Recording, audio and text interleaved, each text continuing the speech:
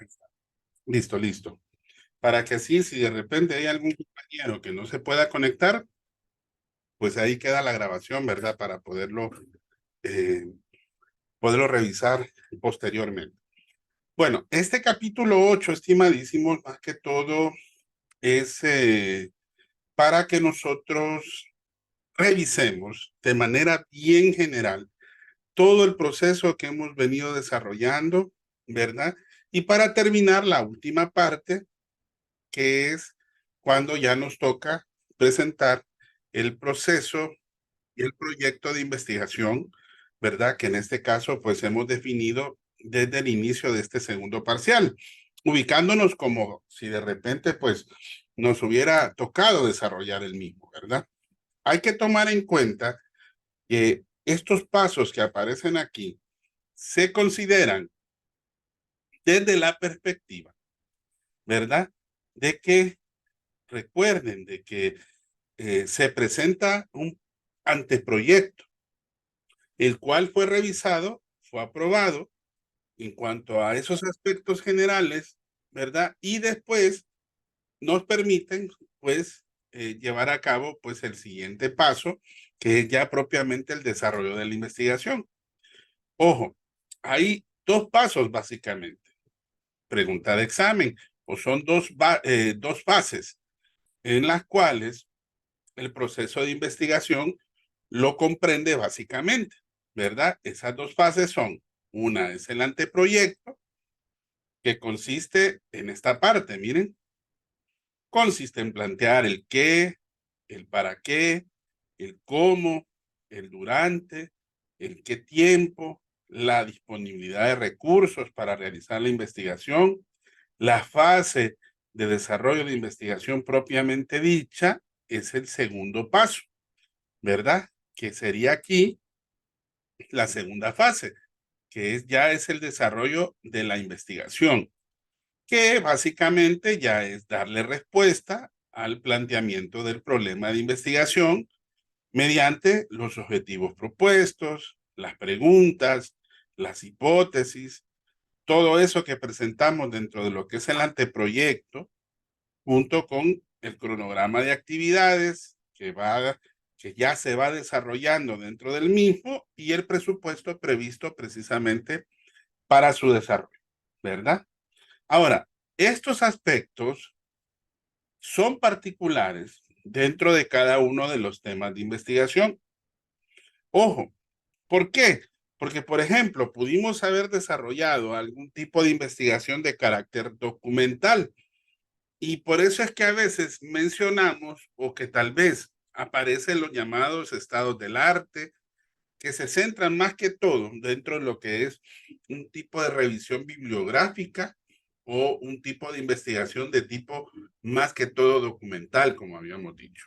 Porque compilamos información ¿para qué? Para analizarla, para clasificarla, para discutirla y en función de los objetivos que propusimos en el anteproyecto es que obtenemos dichos resultados.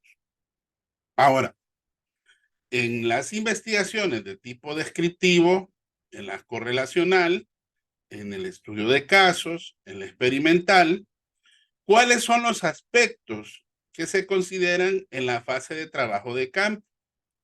Ojo, ¿verdad? Son estos aspectos, que son un total de 7.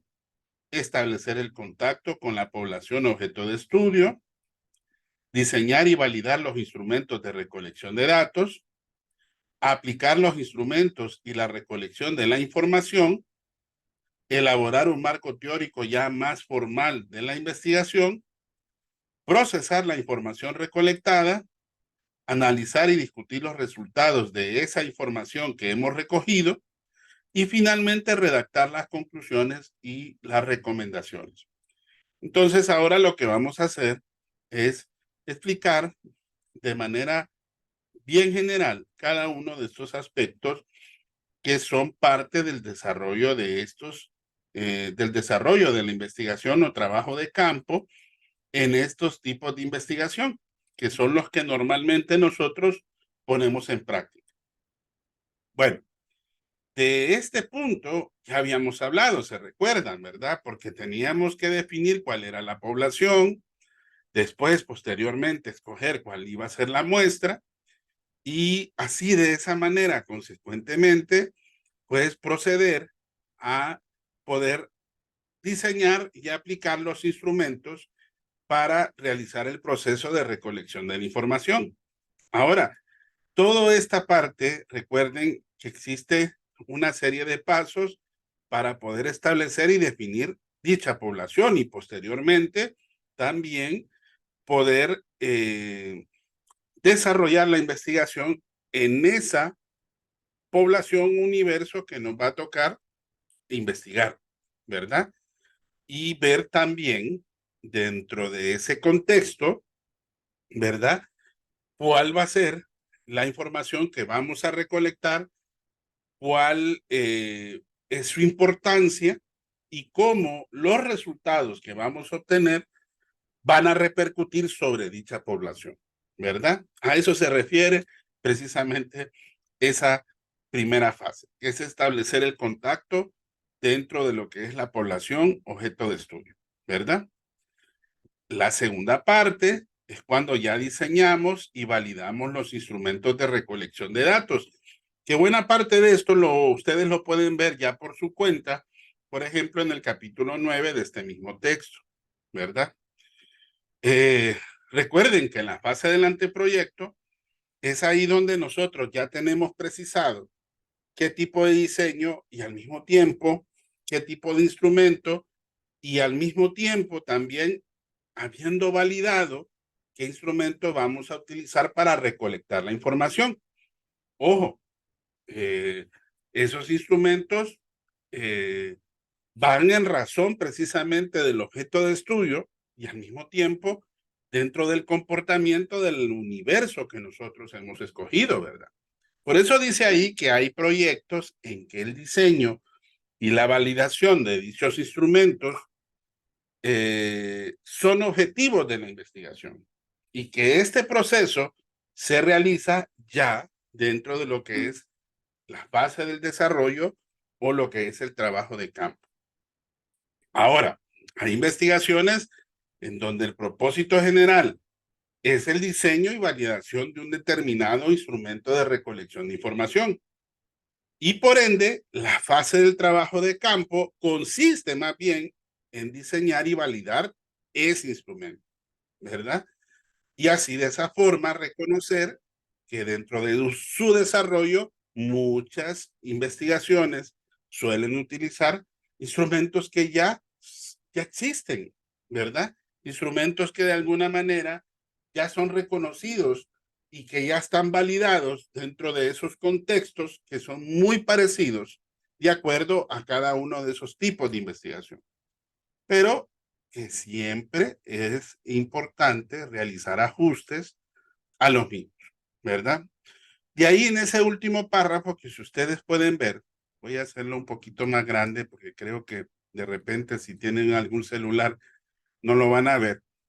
Miren, la importancia del diseño y validación de los instrumentos de información para responder los objetivos de un estudio o probar una determinada hipótesis de investigación, si ustedes se fijan, ya dentro de ese proceso que es tanto el diseño y la validación de ese instrumento, lo podemos verificar precisamente en el capítulo subsiguiente, que era el que les comentaba que de alguna manera ustedes pueden valorar e identificar y ver cada uno de esos instrumentos, perdón, cada una de esas técnicas que nos permitan diseñar y validar dichos instrumentos. Bueno, ahora, una vez diseñados, entonces nos toca aplicarlos, ¿verdad? Eso va de acuerdo con el método y el tipo de investigación que se va a realizar. Y ojo, eso va a depender del mismo objeto para poder definir una o varias técnicas dentro del trabajo de campo. Y aquí es cuando aplicamos dicha técnica o conjunto de técnicas que fueron ya definidas, precisamente apropiadas, de acuerdo a qué? A los objetivos e hipótesis de investigación. Y que recuerden que ya de antemano hemos definido dentro del documento del anteproyecto, ¿verdad? Ahora, la aplicación de esos instrumentos debe realizarse con el mayor rigor metodológico, porque recuerden que lo que se va a obtener va a establecer una serie de conclusiones que van a permitir formular a su vez una serie de recomendaciones y en función de eso veremos si se cumplieron o no los objetivos planteados desde un inicio de la investigación, ¿verdad? Ok. Después, que aunque ustedes vieron que esta parte de elaborar el marco teórico es desde el inicio, pero cómo hemos venido trabajándolo de manera progresiva, lo que es la elaboración de la perspectiva teórica, aquí ya para lo que es el informe general, perdón, el informe final, perdón, hay que ya elaborar un marco teórico formal. Dada la importancia que tiene el marco teórico para que mediante esa información pueda contrastarse con la información que nosotros hemos sacado precisamente en el trabajo de campo, ¿verdad? Por eso es necesario configurar un marco teórico que sea sólido, que cumpla precisamente con la rigurosidad de las técnicas, de, de los instrumentos que nosotros precisamente hemos creado y que nos permiten precisamente recolectar la información y que son propios de cada una de las disciplinas del conocimiento. Se recuerdan que cuando nosotros vimos 2 o 3 capítulos más atrás, vimos que cada enfoque tiene su propia técnica o tiene sus técnicas, mejor dicho, que van de acorde a la necesidad de cada uno de esos enfoques, ¿verdad? Para así poder procesar, poder analizar, poder discutir los resultados y así pues propiamente generar las conclusiones y las recomendaciones que nos van a permitir pues explicar mucho mejor el planteamiento del problema que hemos planteado como solución al mismo. Ajá, el marco teórico va dentro de un capítulo del documento final del reporte de investigación. Y recuerden, aquí se muestran, perdón, se muestran las principales ideas, los aspectos teóricos del tema y la relación con aquellos planteamientos que de igual manera se contrastan con los resultados de las principales investigaciones del tema y las discusiones sobre el mismo y que existen precisamente en el presente, ¿verdad? Entonces, ya aquí, para presentarlo dentro del informe final, ya debe de ser un marco teórico formal de investigación. Bueno, en el capítulo anterior hablamos de aplicar los instrumentos y recolectar la información. Pues ahora nos toca procesarla. Ya también en un capítulo, 2 capítulos antes, hablamos de que es necesario procesarla de acuerdo a los enunciados de los objetivos, las preguntas y las hipótesis que fueron planteadas precisamente para que así, de una manera sistemática y rigurosa, podamos nosotros, mediante una serie de herramientas estadísticas, pues seleccionar de acuerdo a esas particularidades del proyecto de la información, pues procesar la información generando los resultados que nos permitan describir, analizar, discutir y obtener las conclusiones y recomendaciones en función precisamente del problema, en función de las preguntas de investigación, en función de los objetivos y en función de la hipótesis también que se ha planteado, en contraste con el marco teórico de esa información. ¿Ok? Bueno, el siguiente paso ya es analizar y discutir los resultados de la información. Aquí, una vez habiendo procesado la información, que recuerde que se hace mediante aplicaciones estadísticas, que vimos algunas de ellas anteriormente, analizamos y vemos esos resultados en función de dicho problema de investigación, en función de esos objetivos, en función del planteamiento del marco teórico que fundamenta precisamente la investigación. Y la discusión va a consistir en reflexionar en torno si es coherente o no los resultados con cada uno de esos aspectos que planteamos desde un inicio, que es tanto los objetivos del estudio como los planteamientos del marco teórico. Y finalmente llegamos a redactar las conclusiones y recomendaciones. Recuerden que la inclusión de conclusiones puede ser tanto de carácter general como también de carácter específico. Si es de carácter general, se refiere a los resultados del trabajo de campo como del marco teórico para fundamentar el estudio o la investigación que se llevó a cabo. Pero las específicas va en función ya del problema de investigación. Ojo, pregunta de examen, para que ustedes vean cuál es la diferencia que existe entre las conclusiones que son de carácter general, como también las conclusiones que son de carácter específico. Porque ya las de carácter específico se refieren al problema, a los objetivos que se plantearon en el anteproyecto, a la hipótesis si la hay. Y esas conclusiones muestran los aspectos sobresalientes con respecto al trabajo de campo y a la relación de esos contenidos con el marco teórico, ¿verdad? No se les olvide. Bueno, viene la parte final, que es el reporte o el informe final de investigación.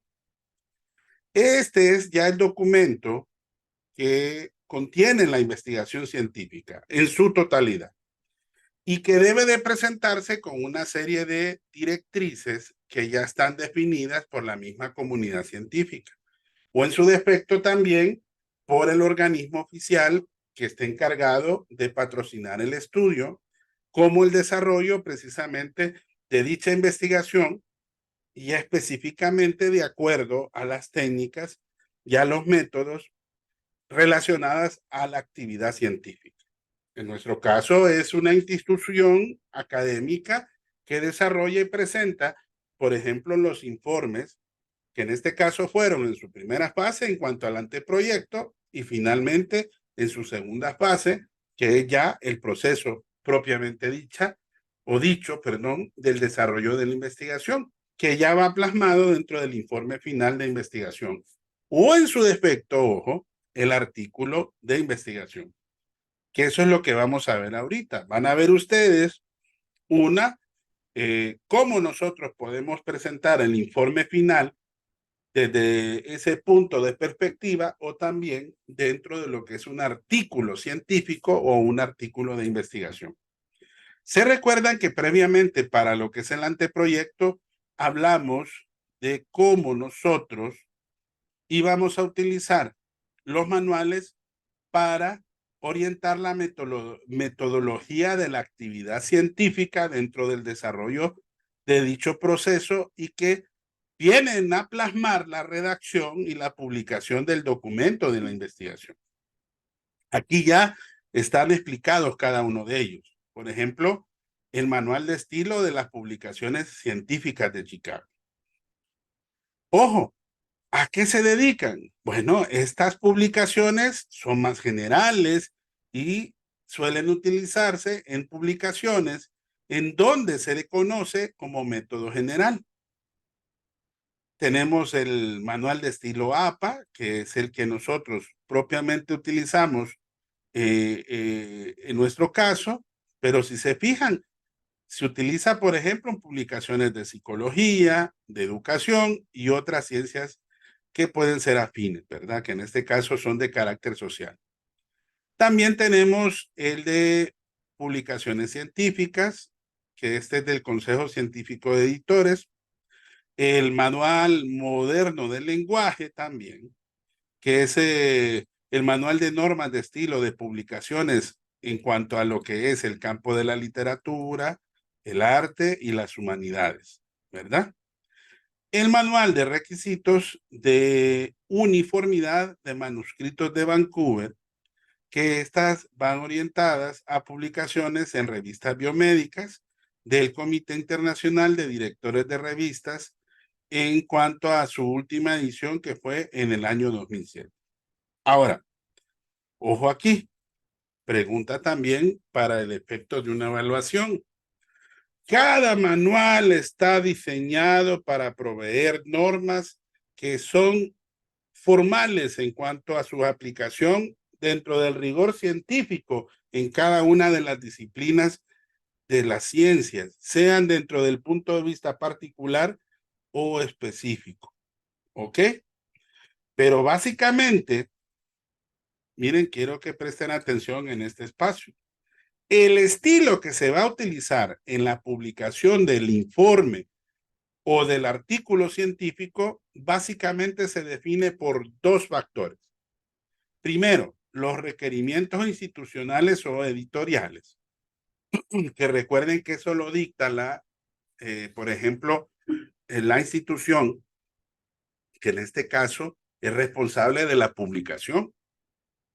¿Por qué? Porque ya tienen su forma de cómo se publican los informes en cuanto a lo que son sus investigaciones. Ellos definen o tienen definidas sus normas de estilo y las exigen precisamente en sus publicaciones. Y por otro lado, tenemos las pautas de estilo de publicaciones para alguna disciplina en particular, sea en su caso normas APA para este campo, normas Vancouver para las biomédicas, las normas de Chicago para las básicas, ingenierías y otras ciencias, etcétera, etcétera. Ahora, en general es importante recordar que una vez que usted haya escogido el estilo de redacción y publicación, debe utilizarse el mismo estilo en todo el documento, ¿verdad? En nuestro caso, cuando hablamos de los trabajos, si ustedes se fijan, no hemos requerido un tipo de manual en específico. Más que todo nos hemos centrado vaya, en cómo nosotros utilizamos para lo que es la referencia bibliográfica, por decir así, ¿verdad? Pero ya en cuanto al estilo, a la fuente, a la sangría, en cuanto a los espacios, en cuanto a los títulos en los capítulos, etcétera, etcétera, ya está definido dentro de una norma de estilo de una determinada publicación de acuerdo a esa disciplina. Entonces, ojo, no se les vaya a olvidar. Cada estilo que se va a utilizar está determinado básicamente por estos dos factores, ¿verdad? Ahora, en síntesis, para redactar el documento del informe final de la investigación, es necesario utilizar normas de estilo y para ello hay que considerar esos planteamientos que ya fueron formulados con anticipación. Ahora, este reporte o informe final de investigación puede elaborarse de dos formas. Una, perdón, como un informe final de trabajo de grado. Y dos, como artículo científico. ¿Ok? No se les olvide, ¿verdad? Para ver cuál es consecuencia, en este caso, en cuanto al reporte del trabajo de investigación que usted ha desarrollado. Bueno, hablemos ahora del primer tipo de documento, que es el informe final de investigación en formato de trabajo de grado. Fíjense, por ejemplo, en cuanto a los aspectos de forma. En este caso, la norma ZAPA, en cuanto a su contenido, dice que acepta que ese contenido esté a doble espacio o a espacio y medio. Y la fuente recomendada es, o mejor dicho, la fuente que en este caso debe de escribirse, puede ser Times Roman o Courier New, con un número de fuente número 2, a 12 puntos. Ahora, especifica que cada página del informe lleva un encabezado, que se utilizan las primeras palabras del título del estudio y se utiliza sangría en la primera línea del párrafo y después de todo punto y aparte. No se les vaya a olvidar, ese es lo acostumbrado en cuanto, perdón, a las normas AP. Ahora, todo el documento debe foliarse, perdón, o paginarse. Los preliminares no se enumeran y si fuera el caso, se deben foliar con numeración romana. ¿Ok? La población, perdón, la foliación del cuerpo del documento sí se hace con números arábigos, que en este caso son consecutivos, hasta la última. Y ojo, la paginación en el margen superior derecho del borde del hoja, ¿verdad? Cada capítulo comienza en hoja aparte con su título a 4 centímetros del borde superior. Y igual criterio se utiliza para los componentes de los preliminares y los complementarios. Si se fijan, el documento final se divide igual que el del anteproyecto. Miren, preliminares, cuerpo del trabajo y complementarios. Ahora, ¿qué contiene el preliminar? Bueno, el contenido que contiene el preliminar son la tapa o pasta, la cubierta, guarda y portada, la página de aceptación, la dedicatoria, el agradecimiento, la tabla de contenido, las listas especiales, las tablas, figuras y anexos, y el glosario, perdón, si lo hubiere. También el abstract, que el mismo es un resumen escrito en inglés y su resumen. Ahora, ¿cuáles de esos son indispensables? Los otros pueden faltar, pero estos son indispensables. De los preliminares son la portada, la tabla de contenido, el abstract y el resumen. Esos son indispensables. Siempre van en los preliminares. En cuanto al abstract, como también en resumen, ¿qué es lo que se expresa? Se expresa en cuanto a aspectos relevantes del trabajo, como también del objeto de investigación. También se describen los objetivos que se propusieron, las estrategias metodológicas en cuanto a la aplicación dentro del trabajo de investigación y sus principales conclusiones. En cuanto a su extensión, se recomienda que sea de entre 150 palabras y 360. Abstract y resumen se escriben centradas, con mayúscula sostenida, en negrilla y a 4 centímetros del borde superior de cada una de las hojas. Esto es en cuanto a los preliminares, ¿verdad? Que eso es lo que contiene, ¿verdad? Una cosa son todos aquellos aspectos indispensables como también aquellos que son agregados. En cuanto al cuerpo del trabajo, este cuerpo del trabajo constituye el documento en cuanto a su contenido y tenemos la introducción, los capítulos, las conclusiones y recomendaciones. Las citas y notas al pie de página aquí son obligatorias, estimadísimos, tal como se describe acá. Esto por razones éticas como también jurídicas, porque hay que reconocerles precisamente esa autoría, ¿verdad? Y ojo, también es importante que importante que recordemos que existen diferentes formas para presentar las citas o referencias bibliográficas. Por eso es necesario siempre revisar las normas. Por eso les digo yo cómo dentro del desarrollo de toda la clase hemos enfatizado precisamente de cómo se utilizan de acuerdo a cada una de las formas de su presentación. Bueno, veamos aquí dentro de esta parte del cuerpo del trabajo qué refiere a cada una de estas partes que ya mencionamos. Por ejemplo, la introducción. La introducción ambienta al lector. Es una breve presentación del problema. Se señalan algunos antecedentes, tanto teóricos como prácticos. Se mencionan los objetivos, las hipótesis, ojo si las hay, también la importancia y el significado de la investigación en el campo y su aplicación en cuanto a esa área investigada. Y también es importante que se mencionen algunos alcances, las limitaciones si se presentaron, las estrategias metodológicas que se utilizaron, ¿verdad? y las conclusiones más relevantes a las que se llegó. ¿Ok? Ojo, el término de introducción o la palabra va centrada en mayúscula, sostenida a 4 centímetros del borde superior del agua, ¿verdad?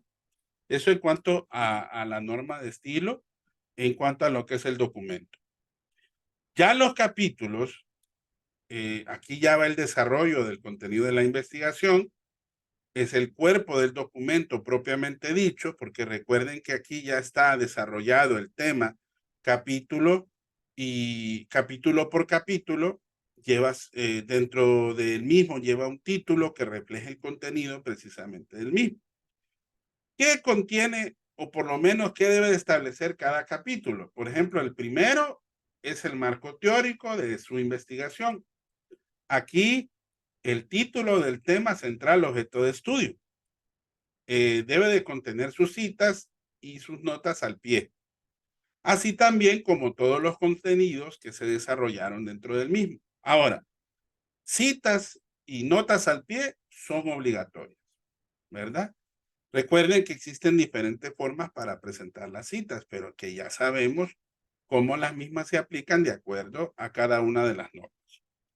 El segundo capítulo ya es el trabajo de campo. Aquí usted escribe y analiza los resultados de la investigación y se titulan de acuerdo a los temas desarrollados en cada fase del estudio. En cuanto a las tablas y gráficas que se vayan a presentar en cualquiera de los capítulos, deben de estar tituladas y presentadas de forma clara y, ojo, deben de entenderse sin necesidad de recurrir a la lectura del texto. Miren qué interesante.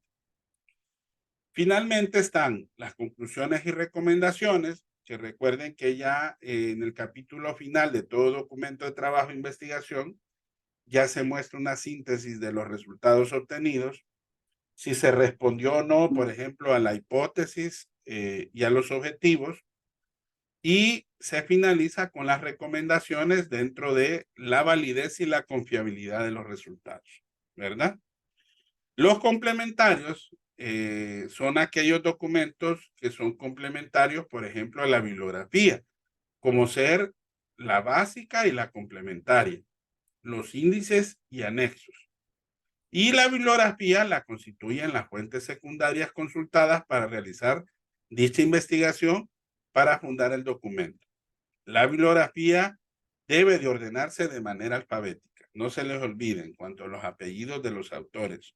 Y los índices se incluyen después de la bibliografía, lo mismo que los anexos. Pero estos siempre se identifican con una letra del alfabeto, comenzando con la letra A. O sea que va de acuerdo a su orden alfabético. Al igual que la introducción y la bibliografía, perdón, las partes complementarias del documento, su título no va precedido de numeral, ¿verdad? No se les olvide. Y este es el documento, pero en formato de artículo científico, que este es un poco diferente. Fíjense, por ejemplo, que difiere, ¿verdad? Título del artículo, nombres y apellidos de los autores, debe de contener siempre el abstract, el resumen, la introducción, el marco teórico, el diseño metodológico, los resultados, las conclusiones y recomendaciones y bibliografía. Para que ustedes tengan la idea y vean que es muy diferente. Bueno, no tanto, pero sí hay aspectos principales y muy importantes que difieren en cuanto al tipo de documento de trabajo de grado. Bueno, estimadísimos, no sé si tienen alguna pregunta. Aquí terminaríamos lo que es el contenido y bueno, no sé si de repente les gustaría que nos viéramos mañana para hacer algún repaso, aunque yo creo que en cuanto al contenido, si ustedes se fijan, el contenido para este examen es bien claro y conciso, ¿verdad? No, no da lugar, como quien dice, a que nos podamos confundir en cuanto a qué es lo que contiene de acuerdo a cada una de las cosas que debemos de tomar, ¿verdad? Para lo que es el examen, ¿verdad? No sé si tienen alguna pregunta o tienen alguna duda, ¿verdad? Con respecto a esta parte. Aquí finalizaríamos el contenido de, de todo el material para este examen, estimadísimo. ¿Preguntas?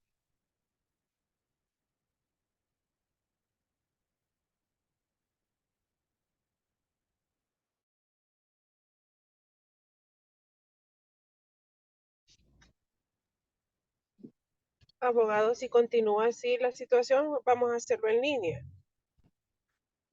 Pues, si hoy, por ejemplo, era imposible entrar, ¿verdad? Por lo menos a la hora en punto. Ojo, ¿verdad? Eh, yo había llegado más temprano, había salido un poco más temprano y les soy sincero, yo cuando vi la cola que iba precisamente por el anillo periférico fue que les mandé el mensaje ya inmediatamente porque yo miraba que no avanzaban, ¿verdad? Entonces, recuerden que solamente por excepción y siempre que yo les informe con la debida anticipación tendríamos el examen así. Si no, estimadísimos, lo tendríamos tal como lo tenemos pactado el día lunes a las 5 de la tarde de manera presencial ahí en el aula de clases. ¿Ok? Déjelo virtual como regalo de Navidad. No podemos, estimado, ¿verdad? Lastimosamente ahí sí no tendríamos que tener una justificación. Recuerden que la clase en ese sentido es como está programada, ¿verdad? Recuerden que el primer examen, ahí sí tuvimos esa excepción, hicimos la consulta al jefe del departamento y él nos autorizó para poderlo desarrollar de esta forma. Si, como bien dice Nilda, si no podemos hacerlo de manera presencial, pues lo hacemos de manera virtual, pero siempre y cuando con estos requisitos que habíamos platicado, ¿verdad?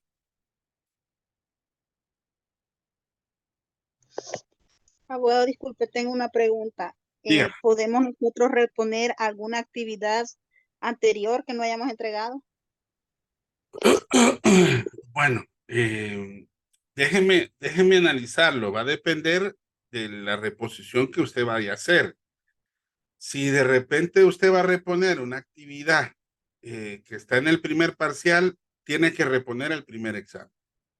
Porque recuerden que en todo caso, si se repone el examen y vemos que se puede reponer el acumulativo, entonces se podría tomar como una excepción, abrir nuevamente alguno de los espacios para poder reponer esa actividad, pero debe de hacerse como requisito el el examen de reposición, ¿verdad? Porque recuerden que se repone el examen, realmente se repone el examen. Lo único que sí tenemos, a veces lo que hemos hecho es considerar el acumulativo para efectos de dicha reposición. De ahí va a depender.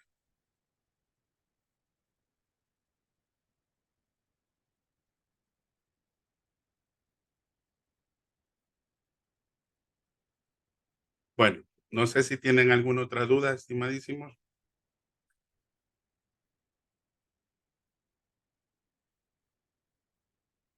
¿No? No, Ok. Bueno, entonces, de ustedes depende si nos vemos mañana o nos vemos el día lunes con la evaluación. va a dar puntos mañana. Entonces veámonos el lunes ya en un solo a que nos crucifique. Bueno, ustedes mandan.